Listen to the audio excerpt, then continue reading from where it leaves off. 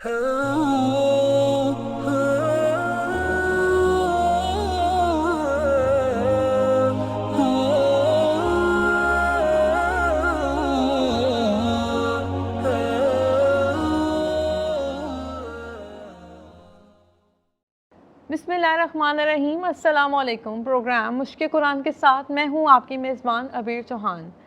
Programme मुश्क कुरान में हम कुरान पाक के 30 पारों के अंदर से 300 सवालात के जवाबात जानेंगे। आज हम बात करने वाले हैं चौथे पारे के बारे में और जानेंगे उसके 10 सवालों के जवाबात डॉक्टर नुशाबा हसन मुराद से। अस्सलाम वालेकुम। अस्सलाम वालेकुम व रहमतुल्लाह। मैम कैसी हैं आप? अल्हम्दुलिल्लाह मैं ठीक हूँ। मैम मेरा आपसे पहला सवाल ये है, अल्लाह की राह में कौन सा माल खर्च करना चाहिए और हम क्या करते हैं? जी, जैसे कि हमारा ये तरीक़ेकार रहा है कि हम आयत से ही पहले बात जवाब की शुरू करते हैं और फिर उसका तर्जुमा और फिर उसको समझने की कोशिश करते हैं, और यही पैटर्न चल रहा है। और फिर हदीस से भी रहनुमाई लेते हैं, और एंड में जैसे प्रेजेंटेशंस वगैरह में होता है ना, फूड फॉर थॉट या टेक होम मैसेज, या हम देखते हैं कि उसकी प्रैक्टिकल इम्प्लिकेशन क्या है। इंशाल्लाह उसी फॉर्मेट को हम फॉलो करेंगे। तो चौथा पारा जैसे ही आगाज़ होता है, बड़ी ही पावरफुल आयत है, और आयत नंबर है 92 सूरह आल इमरान की ना। अल्लाह ताला इसमें फरमा रहे हैं कि लन तनालुल बिर्रा हत्ता तुनफिकू मिम्मा तुहिब्बून वमा तुनफिकू मिन शैइन फ़इन्नल्लाह बिही अलीम। तुम नेकी को नहीं पहुंच सकते जब तक कि तुम अपनी वो चीज़ें खुदा की राह में खर्च ना करो जिन्हें तुम अजीज़ रखते हो, और जो कुछ तुम खर्च करोगे अल्लाह इससे बेखबर ना होगा। इसी तरह अहादीस के जो अल्फाज होते हैं इतने पावरफुल होते हैं कि बात हमें बिल्कुल समझ भी आ जाती है और दिल में भी उतर जाती है। अब मुफ्ती तकी उस्मानी का देख लेते हैं। तो मुफ्ती साहब क्या फरमाते हैं कि नेकी का मज़हर अव्वल महबूब चीज़ों का इन्फाक है। इन्फाक का मतलब क्या है? खर्च करना। और इन्फाक फ़ी सबीलिल्लाह जो कहते हैं यानी अल्लाह की राह में खर्च करना, जैसे हमने आयत से भी देखा। इसी तरह की बात मिलते जुलते अल्फाज के साथ सूरह बकरा की आयत नंबर 267 में गुज़र चुकी है, जहाँ पे एक हुक्म था, अल्लाह ताला ने उसमें फ़रमाया कि सिर्फ़ ख़राब और रद्दी किस्म की चीज़ें सदक़े में ना दिया करो, बल्कि अच्छी चीज़ें अल्लाह की राह में दिया करो। यानी ये होता है ना कि हम खुदा न खास्ता ऐसा हो रहा होता है, अल्लाह ताला हमें माफ़ करे, कि पुराने कपड़े, पुराने जूते, पुराने बर्तन, पुराना खाना, पुरानी चीज़ें, ऐसी चीज़ें जो हमारे किसी काम की नहीं होती। हम जब अपने घर को डिक्लटर करते हैं, सफाई करते हैं, तो हम उससे जान छुड़ाने के लिए कहते हैं कि जो है ये हम किसी को ये अल्लाह की राह में हम दे रहे हैं। लेकिन बात यह है कि क्या वो सही कुर्बानी है? क्या हमें उन चीज़ों से वैसी मोहब्बत है जैसी हमें अपनी नई चीज़ों से है या महबूब चीज़ों से है? ये एक सवालिया निशान है। बहुत ही मेरी महबूब आयत है, और मैं अपने स्टूडेंट्स को याद भी कराती थी ये टुकड़ा कि वल्लज़ीना आमनु अशद्दु हुब्बन लिल्लाह। और ईमान वाले लोग वो होते हैं जो सबसे ज़्यादा शदीद अल्लाह की मोहब्बत में होते हैं। यानी तमाम चीज़ें जो है ना वो उस मोहब्बत के ज़ेरे नगी होती है, अल्लाह की मोहब्बत टॉप मोस्ट होती है। जब ये आयत नाजिल हुई जो लन तनालुल बिर्रा हमने पढ़ी, तो सहाबा कराम ने अपनी सबसे पसंदीदा चीज़ें जो थी वो सदका करना शुरू कर दी, अल्लाह की राह में देना शुरू कर दी। और उसके बहुत से वाक़यात हमें हदीस की किताबों से और तफसीर की किताबों में मिलते हैं। चंद एक मिसालें यहाँ पे देख लेते हैं। हज़रत अबू तलहा अंसारी रज़ियल्लाहु ताला अन्हा कि एक बहुत ही महबूब बाग था जिसका नाम बेरहा था, उन्हें बहुत पसंद था। जब ये आयत उन्होंने सुनी तो उन्होंने रसूलुल्लाह सल्लल्लाहु अलैहि वसल्लम से फरमाया कि ये मैं बाग अल्लाह की राह में देता हूँ। वो गए और बाग के बाहर से ही उन्होंने अपनी ज़ौजा को आवाज़ दी और कहा कि तुम बाहर आ जाओ, अब ये बाग मैंने अल्लाह की राह में दे दिया है। और फिर रसूलुल्लाह सल्लल्लाहु अलैहि वसल्लम ने उनके चचाज़ाद भाई یا جیسے اس کو ہم ایکسٹینڈڈ فیملی بھی کہتے ہیں اور ہم اس طرح سوچتے بھی نہیں ہیں، جو کہ ظاہر مشرک ہوں گے، ان میں تقسیم کر دیا۔ اسی طرح حضرت زید بن حارثہ نے اپنا محبوب گھوڑا اللہ کی راہ میں دیا، اور وہ بھی رسول اللہ صلی اللہ علیہ وسلم نے پھر حضرت اسامہ رضی اللہ تعالیٰ عنہ کو اس پر بٹھا دیا۔ حضرت عمر کے پاس مال غنیمت آیا تھا جو ان کو بہت محبوب تھا، وہ انہوں نے اللہ کی راہ میں دے دیا۔ تو آپ یہ دیکھیے کہ ان صحابہ کا کیا طرز عمل تھا، اور ہم اپنے گرے بالوں میں جھانکیں کہ ہمارا کیا طرز عمل ہے۔ اور میں سب سے پہلے اپنے آپ کو مخاطب کروں گی ہر آیت کے لیے، اللہ تعالیٰ مجھے عمل کی توفیق دے۔ تھوڑی سی باتیں میں کرنا چاہوں گی کہ یہ بہت ہی محبوب، جیسے میں نے دوبارہ شاید کہہ رہی ہوں، آیت ہے، اور بہت کچھ سوچنے سمجھنے کا سامان ہے، اور عمل کا اثاثہ ہے کہ نیکی کی اصل روح خدا کی محبت ہے، اللہ تعالیٰ کی محبت ہے۔ ایسی محبت جو اللہ کی محبت یا اللہ کی رضا کے مقابلے میں دنیا کی کسی چیز کے بدلے میں عزیز تر نہ ہو، یعنی اللہ کی محبت اتنی غالب آ جائے کہ وہ اسے اس اللہ کی محبت میں قربان کر سکتا ہو۔ بس یہی وہ بت ہے کہ جب تک آدمی اس بت کو توڑ نہیں دے گا، نیکی کے دروازے اس پر بند رہیں گے۔ آپ یہ دیکھیے کہ ایک مثال ہے کہ ایک ظاہری تشرع کہتے ہیں، ایک شرعی حلیہ ہوتا ہے نا، ظاہری، لڑکیوں کا بھی ہوتا ہے، لڑکوں کا بھی، مردوں کا بھی، عورتوں کا بھی۔ اس کو کمپیئر کریں، ایک ظاہری ایک حلیہ بنا لیا جائے، اور ایک فرنیچر فرض کریں نا کہ اس کے اندر بڑی زبردست گلیز پالش ہے، سب کچھ ہے، لیکن اندر سے جو ہے نا وہ ٹرمائٹ اس کے اندر لگی ہوئی ہے، گھن کھائی ہوئی لکڑی ہے۔ تو انسان جو ہے ایسے روغنوں سے دھوکہ کھا سکتے ہیں، لیکن اللہ تعالیٰ دھوکہ نہیں کھا سکتے۔ تو اب ہمیں پریکٹیکل امپلیمنٹیشن کیا ملی کہ اللہ کی راہ میں ہم انشاءاللہ آج سے ہی کوشش کریں گے کہ اپنی محبوب ترین چیزیں، مال، زیور، کھانا، کپڑا، اچھے اور نئے، یعنی جو بھی ہمارے پاس سامان زیست ہیں، اسی طرح زمین اگر کوئی ہے، زمین ہم اللہ کی راہ میں دے سکتے ہیں، جو لوگ اللہ کے لیے کام کر رہے ہیں، یا کسی مستحق کو دے سکتے ہیں۔ ہمارا جسم، جان، علم، صلاحیت، وقت، آرام، چاہے تو ہم آرام کر لیں، چاہے ہم اللہ کے راستے میں کوئی کام کر لیں اللہ کی محبت کے لیے۔ تو اسی طرح یہ بھی ہو سکتا ہے کہ کسی کو کسی سے محبت ہو جائے، یہ کوئی ایسا غیر فطری عمل نہیں ہے، لیکن اگر وہ اس کا جو اس کی محبت ہے وہ اللہ کی راہ میں آڑے آ رہی ہے، یا اس راستے پہ چلنا نہیں چاہتا یا نہیں چاہتی، تو یہ بھی قربانی بہت ایسی ہوگی جس کا بدلہ پھر اللہ تعالیٰ اس کو بہت خوبصورت دیں گے۔ تو نتیجہ کیا نکلا کہ ہم جو کچھ بھی اللہ کی راہ میں دیں گے، انشاءاللہ وہی ہمیں آخرت میں ملے گا۔ جو بوئیں گے وہ کاٹیں گے۔ اللہ نصیب کرے ہمیں۔ میم آپ نے بڑے خوبصورت طریقے سے جواب دیا، اور وہ کہتے ہیں کہ بات دل میں اتر جانے والی بات تھی۔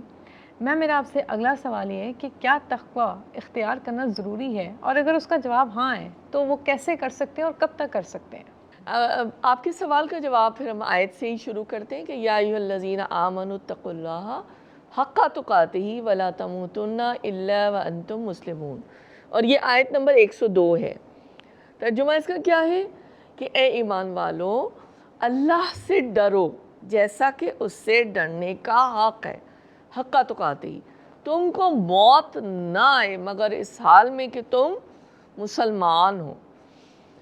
تو کیا مطلب ہوا کہ سب سے پہلے تو ظاہر ہے کہ ایک تقوی ایسا تو نہیں ہوگا نا، کوئی بھی کام دنیا کا بھی ایسا نہیں ہوتا کہ ایک بٹن دبائے اور آن آف ہو جائے، اس کے پیچھے ایک پورا پروسیس ہوتا ہے۔ ہم یہ بات بھی کرتے ہیں نا آج کل ینگ لوگ کہ پروسیس کرنا کسی چیز کو، جیسے کمپیوٹر پروسیس کرتا ہے تو ہیومن مائنڈ بھی پروسیس کرتا ہے، اور ایک وہ پورا جرنی ہوتا ہے۔ بہرحال کسی کا بہت چھوٹا ہو سکتا ہے اور کسی کا بڑا بھی ہو سکتا ہے۔ سب سے پہلے پکا ارادہ اور اخلاص نیت اور کر لیا اور سمجھ لیا کہ تقوی کا راستہ کون سا ہے، تو پھر ایمان، عمل صالح، صراط مستقیم کے اوپر قدم رکھنا اور اسی صراط مستقیم کے اوپر چلتے ہوئے تقوی کو اپنانا. البتہ ہمارے پاس دو راستے ہوتے ہیں نا، صحیح کیا ہے اور غلط کیا ہے. اللہ سے ڈرتے ہوئے پھر وہ راستہ اپنانا ہوگا جو کہ اللہ اور ان کے رسول کو پسند ہے. اور اس کے بعد جو یہاں پہ کہا گیا ہے نا کہ تمہیں موت نہ ہے یہاں تک کہ تم مسلمان ہو، یہی آخری سانس تک استقامت، قدم کو جما لینا، قدم کو گاڑ دینا اس صراط مستقیم کے اوپر. اور پھر جب ظاہر ہے کہ میں نے بات ہی یہاں سے کی پکا ارادہ، اسٹرانگ ول پاور، اخلاص نیت، تو پھر ساری زندگی جو ہے تقوی میں گزرے. یہاں تک کہ جب موت کا آخری گرگرا اور جب فرشتے آتے ہیں نا ریسیو کرنے کے لیے روح کو، وہاں بھی جو ہے نا اللہ تعالیٰ کوئی اللہ کے کام میں مصروف ہو یا اللہ کے صحیح راستے پر وہ جمع ہوا ہو. یعنی اس میں کوئی وہ نہیں ہے، انسان تو بشر، اس سے کوئی غلطی ہو سکتی ہے، لیکن اس کی نیت، ارادہ اور کوششیں جو ہیں وہ اسی حوالے سے ہوں. ہمیں کرنا کیا ہوگا کہ ہم کو اپنے دل و جان سے اپنے آپ کو اللہ اور ان کے حبیب پاک کی سپردگی میں دینا ہوگا. مسلم کون ہوتا ہے؟ سبمیشن، کمپلیٹ سبمیشن، اپنے آپ کو اپنا سر تسلیم خم کر لینا. تو اس کے لیے اللہ تعالیٰ نے ہمیں دعا بھی سکھلائی ہے قرآن میں ہی، جو ہم میں سے بیشتر کو آتی بھی ہوگی کہ ربنا لا تزغ قلوبنا بعد اذ ہدیتنا وہب لنا من لدنک رحمہ انک انت الوہاب. اے ہمارے پروردگار، ایک دفعہ ہمیں ہدایت دینے کے بعد ہمارے دلوں کو کبھی کجی یا ٹیڑھ میں مبتلا نہ کیجیے گا. بے شک اللہ تعالیٰ آپ ہی سب سے زیادہ توبہ قبول کرنے والے ہیں. آمین. حدیث میں دیکھ لیتے ہیں، رسول پاک صلی اللہ علیہ وسلم سے پوچھا گیا کہ تم لوگوں میں سب سے اچھا کون ہے؟ آپ نے فرمایا وہ جو تم میں سب سے زیادہ نیکی کا حکم دینے والا، سب سے زیادہ برائی سے روکنے والا، اور سب سے زیادہ اللہ کا تقویٰ کرنے والا، اور سب سے زیادہ صلہ رحمی کرنے والا. تو لہٰذا ہمیں یہاں پہ عملی نکتہ، پریکٹیکل پوائنٹ کیا پتہ چلا کہ تقویٰ کی زندگی گزارنا ہے اس دنیا کی زندگی میں بھی، بلکہ آخری سانس تک. اور انشاءاللہ ایسا ہوگا تو پھر اللہ تعالیٰ انجام بھی اچھا کریں گے. اللہ نصیب کرے. ڈاکٹر صاحبہ، میرا آپ سے تیسرا سوال یہ، کوئی ایسا اہم حکم جو ہمارے ذمہ ڈالا گیا ہو اور ہمیں اس سے آگاہی نہ ہو، اور اگر آپ ہمیں اس کے بارے میں بتانا چاہیں. جی، جواب پھر ہم آیت سے ہی دیں گے انشاءاللہ. سورہ آل عمران کی یہ آیت نمبر 104 ہے اور ایک آیت ہے 110. تو یہ میں ایک آیت اس میں سے پڑھ دیتی ہوں آپ کے سامنے. وَلْتَكُمْ مِنْكُمْ أُمَّةٌ يَدْعُونَ إِلَى الْخَيْرِ وَيَأْمُرُونَ بِالْمَعْرُوفِ وَيَنْهَوْنَ عَنِ الْمُنْكَرِ وَأُولَئِكَ هُمُ الْمُفْلِحُونَ. تمہیں کچھ لوگ تو ایسے ضرور ہونے چاہیے جو نیکی کی طرف بلائیں اور بھلائی کا حکم دیں اور برائیوں سے روکتے رہیں. جو لوگ یہ کام کریں گے وہی فلاح پائیں گے. تو یہ بات کہی گئی، اور یہاں پہ یہ ایک اللہ تعالیٰ نے نا حکم ہے یہ، اور یہ امت مسلمہ کے ذمے یہ فریضہ دیا گیا، فرض دیا گیا. جیسے ہوتا ہے نا کچھ کمپلسری کویسچنز ہوتے ہیں، کچھ آپشنل ہوتے ہیں. MCQs میں بھی آپ کچھ کر سکتے ہیں، کچھ چھوڑ سکتے ہیں. دس از اے کمپلسری تھنگ. تو یہ جو ہے یہ یہاں پر بات بتائی گئی ہے. سورہ آل عمران میں بھی یہ کئی دفعہ بتائی گئی. اس کے علاوہ سورہ بقرہ کے 70ویں رکوع میں بھی بتائی گئی ہے. تو اس کو حدیث کے ذریعے سے ہم دیکھ سکتے ہیں. جب تم میں سے کوئی شخص کوئی برائی دیکھے تو اسے بزور بازو ختم کر دے، اور اگر ایسا نہیں کر سکتا تو زبان سے ہی روکے، اور اگر اتنا بھی نہیں کر سکتا تو کم از کم دل میں برا جانے. اور یہ ایمان کا کمزور ترین درجہ ہے. یہ مسلم کتاب الایمان کی حدیث ہے. تو اب ہمارا کرنے کا کام کیا ہے کہ یہ جیسے کہ ابھی میں نے بتایا کہ فریضہ ہے امت مسلمہ کے اوپر، کہ جو ایک خاص ٹرم ہمیں ملتا ہے نا کہ امر بالمعروف اور نہی عن المنکر، یا دوسرے لفظوں میں فریضہ اقامت دین، دین کو قائم کرنا ہے. اور اگر یہ کچھ لوگ ایسے نہیں ہوں گے یا کوئی بھی ایسے نہیں سوچے گا تو پھر یہ خود بخود تو نہیں ہوگا نا یہ کام. دنیا کا بھی کوئی پروجیکٹ ہوتا ہے, اس کا کوئی ٹارگٹ ہوتا ہے, کوئی فوکس ہوتا ہے, کوئی اس کا پیٹرن بنایا جاتا ہے. تو یہ تو وہ فریضہ ہے نا جو اللہ تعالیٰ نے ہمارے ذمے کیا ہے, جو آپ اور میں بیٹھ کر انجام دینے کی کوشش کر رہے ہیں. تو اس کے لیے اس کی اہمیت کا احساس ہونا بہت ضروری ہے. ڈاکٹر صاحبہ میرا آپ سے چوتھا سوال یہ ہے کہ چوتھے پارے میں ذلت و مسکنت کے مسلط ہونے کا ذکر کیا گیا ہے, یہ کن لوگوں کے بارے میں کہا گیا ہے؟ جی, سورہ آل عمران کی ہے یہ آیت نمبر 112, جس میں اللہ تعالیٰ فرماتے ہیں کہ ضربت علیہم الذلۃ اینما ثقفوا الا بحبل من اللہ وحبل من الناس وباءوا بغضب من اللہ وضربت علیہم المسکنہ ذالکم بانہم کانوا یکفرون بآیات اللہ ویقتلون الانبیاء بغیر حق ذالک بما عصوا وکانوا یعتدون.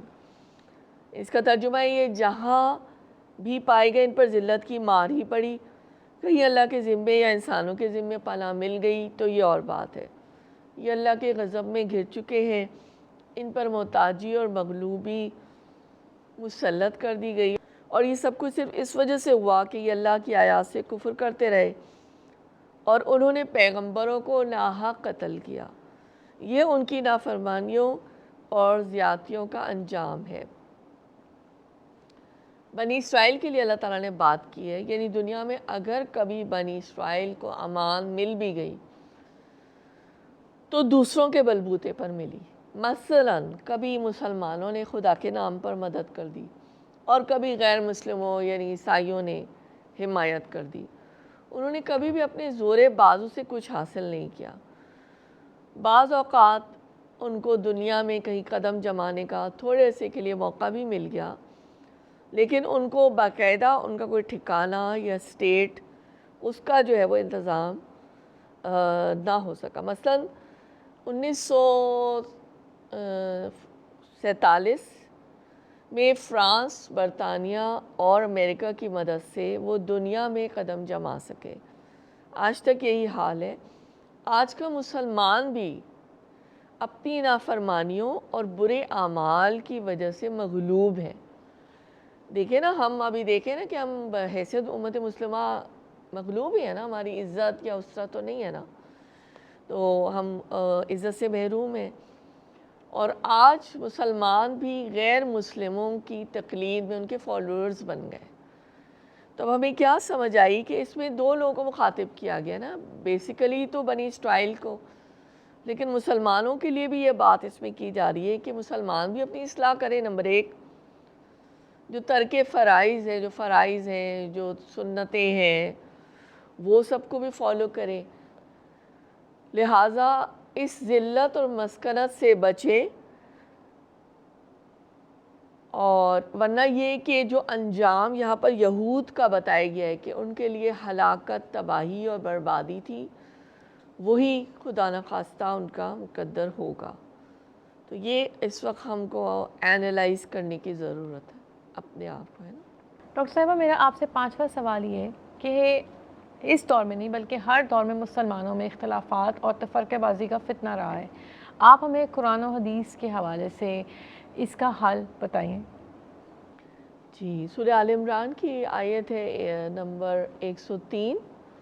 اللہ تعالیٰ فرماتے ہیں وَاعْتَصِمُوا بِحَبْلِ اللَّهِ جَمِيعًا وَلَا تَفَرَّقُوا وَاذْكُرُوا نِعْمَتَ اللَّهِ عَلَيْكُمْ إِذْ كُنْتُمْ أَعْدَاءً فَأَلَّفَ بَيْنَ قُلُوبِكُمْ فَأَصْبَحْتُمْ بِنِعْمَتِهِ إِخْوَانًا وَكُنْتُمْ عَلَى شَفَا حُفْرَةٍ مِّنَ النَّارِ فَأَنْقَذَكُم مِّنْهَا كَذَلِكَ يُبَيِّنُ اللَّهُ لَكُمْ آیاتِهِ لَعَلَّكُمْ تَهْتَدُونَ. سب مل کر اللہ کی رسی کو مضبوط پکڑ لو تاکہ تفرقے میں نہ پڑو. اللہ کی اس احسان کو یاد رکھو جو اس نے تم پر کیا. تم ایک دوسرے کے دشمن تھے, اس نے تمہارے دلوں کو جوڑ دیا اور اس کے فضل و کرم سے تم بھائی بھائی بن گئے. تم آگ سے بھرے ہوئے ایک گڑھے کے کنارے کھڑے تھے, اللہ نے تم کو اس سے بچا لیا. اس طرح اللہ اپنی نشانیاں تمہارے سامنے روشن کرتا ہے. شاید کہ ان علامتوں سے تمہیں اپنی فلاح کا سیدھا راستہ نظر آ جائے۔ حدیث پاک میں اللہ تعالیٰ نے قرآن کو اللہ سبحانہ و تعالیٰ کی مضبوط رسی بتایا ہے، یعنی یہ قرآن کیا ہے؟ یہ نور بھی ہے، رحمت بھی ہے، شفا بھی ہے، ہدایت بھی ہے نا، اور ہمارے لیے نفع بخش بھی ہے۔ اس پر عمل کرنے میں ہمارے لیے فائدہ ہی فائدہ ہے، یہ نفع بخش اس لحاظ سے۔ اور کیا فائدہ ہے کہ ہم فرما برداری کریں گے تو ہمارے لیے نجات ہے، یعنی اللہ کی رضا ہے اور جنت ہے۔ تو قرآن دراصل کیا کرتا ہے کہ یہ اہل ایمان کا تعلق اللہ سے قائم کرتا ہے۔ نمبر 2 یہ کہ تمام اہل ایمان کو بھی ایک ساتھ ان کو جوڑ دیتا ہے اور ایک جماعت بناتا ہے۔ پھر اللہ تعالیٰ نے اپنی نعمت یاد دلائی کہ جیسے جاہلیت کے دور میں اوس و خزرج کے قبیلے تھے، ان کے درمیان صدیوں تک بڑی جنگیں ہوتی رہیں، قتل و غارت کا، کشت و خون، یہ سب جو ہے وہ جاری تھا، اور یہ عداوت جو تھی وہ برابر اس کا سلسلہ چل رہا تھا۔ جب یہ قبیلے اسلام لے آئے تو اللہ کے فضل و کرم سے بالکل ایک ہو گئے، بھائی بھائی بن گئے اور نیکی کے کاموں میں ایک ہو گئے، ٹھیک ہے، سب کا حسد اور بغض جاتا رہا۔ اللہ تعالیٰ پھر آگے ہم آیت میں دیکھتے ہیں کیا اللہ تعالیٰ فرما رہے ہیں کہ ایک اپنا احسان یاد کرا رہے ہیں کہ تم ایک آگ کے کنارے تک پہنچ چکے تھے اور تمہارا کفر اس میں دھکیل دیتا، لیکن ہم نے تمہیں بچا لیا، یعنی کیسے؟ اسلام کی نعمت سے، اور تمہیں اس سے ہمیں نجات دی۔ تو یہ بڑی زبردست آیت ہے جو ہمیں جھنجھوڑنے کے لیے بھی ہے اور بتانے کے لیے بھی ہے کہ ہم اللہ کی رسی یعنی قرآن کو تھام لیں اور سنت رسول کا بھی علم حاصل کریں، تاکہ ہم سب میں یک رنگی جو ہے وہ پیدا ہو۔